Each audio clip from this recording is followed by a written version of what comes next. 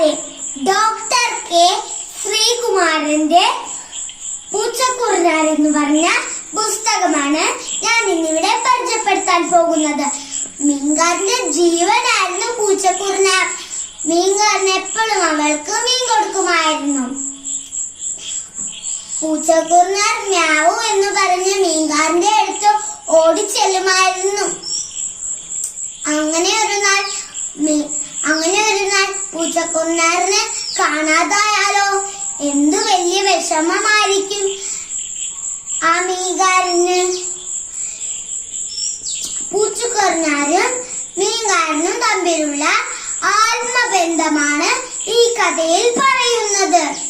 കൂട്ടുകാരെ, നിങ്ങളും പൂച്ചക്കുറുനാർ എന്ന് പറഞ്ഞ പുസ്തകം വായിക്കണേ.